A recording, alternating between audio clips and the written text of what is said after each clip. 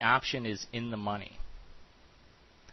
For example, let's take this. You can see as you go up here, the further the options are in the money, the higher their delta. What does that mean? Well, let's say the price of the SPYs goes up $1, and we had one of the 133 strike calls. This call is expected to increase in price if the SPYs move up by $1. You take the 0.73 delta, multiply it by the dollar move, and you get a 73-cent increase in the price of that option. That's how that option will move.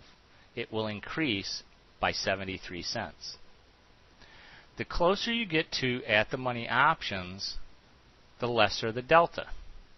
So many people purchase these at-the-money calls, and the delta of the at-the-money call is only 49 cents. So in other words, if the SPYs move up $1, this option will only increase by 50 cents. There is not a dollar for dollar increase in the price of that option as the SPYs move up.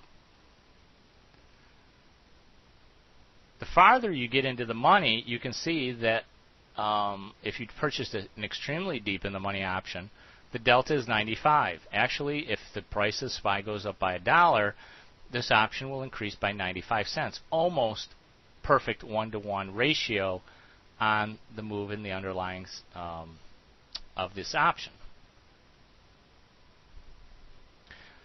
So when you purchase an option that has a high delta, 55, and you sell, for example, on this one right here, if we were to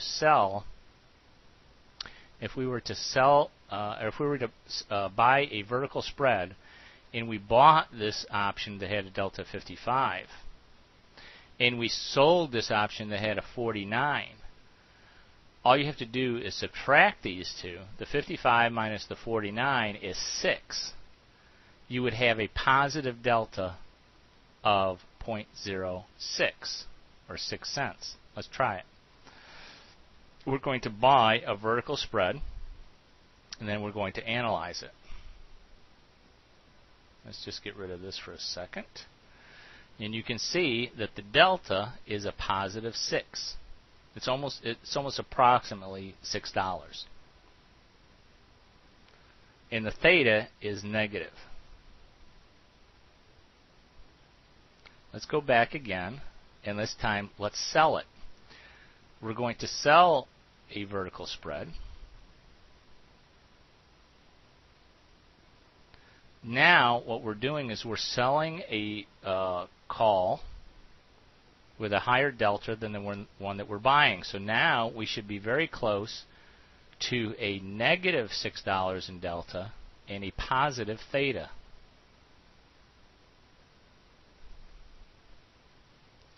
And that's exactly what we have. We have a negative delta and a positive theta.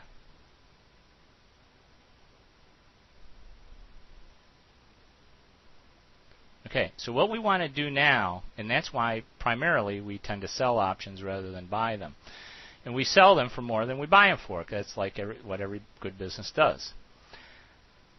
As I was saying, we don't want to purchase an iron condor. We want to actually sell an iron condor. In some cases, it does make sense to buy iron condors if you think a very large move in the market is coming. However, in our case, in most cases, we tend to sell iron condors. We're going to be selling the 141 and buying the 142. Why? Well, let's take a look at the deltas for a second. Actually, I'd rather sell this one with a 25 delta. So we're going to go up to the 142,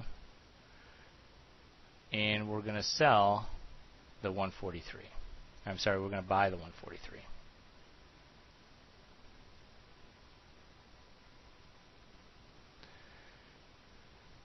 And on the put side, because it brought up this automatically, on the put side, we're going to go down to a delta of minus 24. Puts always have a negative delta. Calls always have a positive delta. So we're going to sell right around the 24.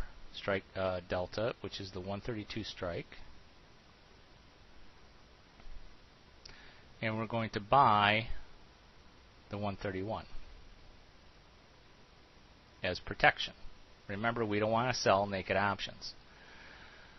Why would you want to? How did you pick those, Dave? How did you determine which options to sell and which ones to buy? How did you determine where to place your iron condor? Well, generally what we want to do is we want to have a good probability that the iron condor will be profitable. In order for us to do that, we have to take a look at each side of the each individual side of the vertical spread. Since we're selling the 142 and it has a delta of 25, that means if the price were to move against us, there's a likelihood that this is not going to rise very much in price. In fact, for every dollar move in the underlying stock, this is only going to go up by 25 cents. If we were to sell the at-the-money vertical spreads, then we have delta risk, which means that we're going to be moving our short option by 55 cents for every dollar move in the SPY. In addition, we can also determine, let's keep our delta up there, but also let's take a look at the probability of expiring. You can see that the probability that this option will expire, we're doing the 142s here. We're selling the 142s. The delta will help prevent us from increasing the value of this option dramatically if the SPY goes against us and moves towards our position, but also it's very close to the actual probability that this option is going to expire. The probability that it will expire is 23.74% in the money.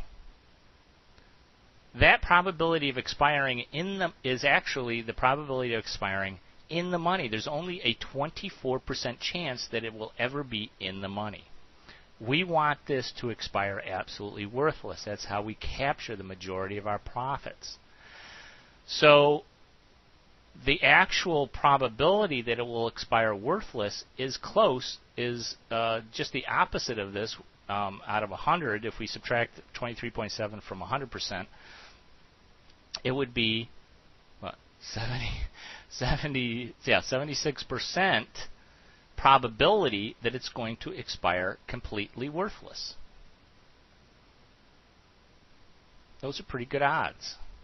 You have a 70% chance of making a profit on this position because there's a 70% chance that it will expire worthless. And there's only a 23.7% chance that it will ever be in the money, because if this goes in the money, then we will lose some money, potentially.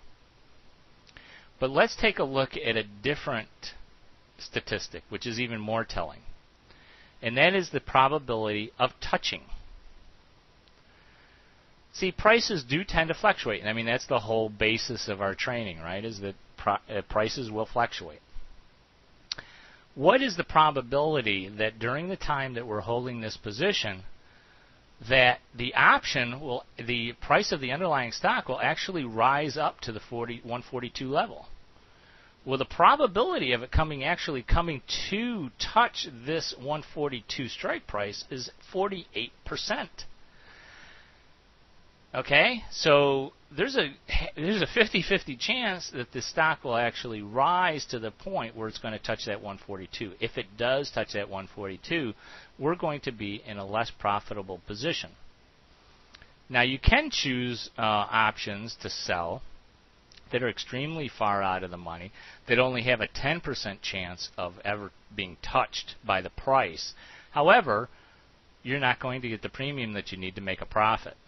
I mean, if you were to sell this 147 option for actually you'd be selling it for 12 cents, and you bought protection for 8 cents, you're only making 4 cents on that vertical spread.